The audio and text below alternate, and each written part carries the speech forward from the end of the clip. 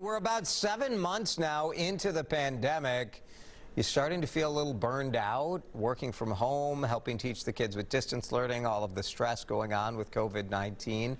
Well, you're not alone. A new Women in the Workplace study found that 1 in 4 women say they're thinking about dropping out of the workforce because of all of that. Trisha Farrow from recruiting firm Verseek joins us live via Zoom this morning. Trisha, thanks for being with us. Tell us about the challenges. It really is, any parent is facing a challenge, but women are taking the burden of this, don't you think? Yeah.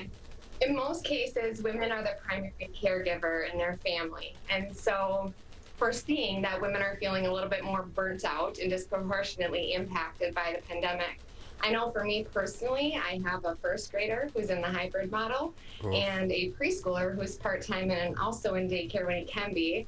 And I'll say that a few months ago, I myself was thinking, wow, I don't really know if I'm doing everything really, really well. Working full time, caring for the kids, distance teaching. And so I think many women can relate to that feeling. Oh my gosh, yeah, right. My wife went through the same thing, feeling like she was not living up to what her standard would be on any of this stuff. But it's impossible. No one is, right? No one is living up to that. So how do you make the choice? Because we've already seen the latest job numbers, the largest group of people who are removing themselves from the workforce are women. And boy, that could be a challenge when it comes time to getting back into the workforce. Yeah, again, I would say my advice would be, don't make any emotionally charged decisions. It's really important to just sit back and reflect, know that you're not alone.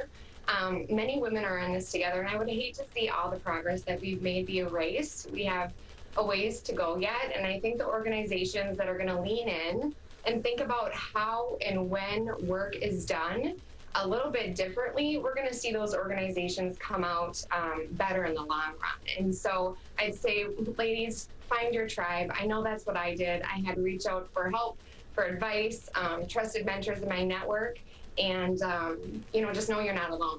Many of us are going through this. I mean, some of this obviously is super big issue stuff like governmental intervention type things to try to make sure people are able to stay in the workforce if they want to do it. What do you suggest from a leadership perspective? I mean, what should we be looking for from our supervisors or bosses or owners of our companies? Yeah, I think, to be honest, increased flexibility, companies to lean in and look at flexible work arrangements, flexible options, and leadership should be modeling those behaviors so that women feel, or working parents feel, that they can take advantage of those. An interesting fact from the study that I found just to be eye-opening was that 1 in 5 employees felt in the dark during COVID when it came to communication. And so strengthening communication, asking yourselves when you're communicating, is it inclusive and reaching the audience that you want to reach, and creating equitable opportunities for all. And then support and resources. Many companies have amped up their benefits. They've created parent resource groups. If your company hasn't done those things, create one. Find colleagues that are in similar situations, brainstorm ideas, come up with solutions, and lend that an open ear to a trusted supervisor or leader within your company to become an ally and be able to try to increase those flexible work rates. This is not just about a gender equity type thing. We know that having women and having moms in the workplace, we know it results in a stronger workplace, better results, more profitability, all of these things.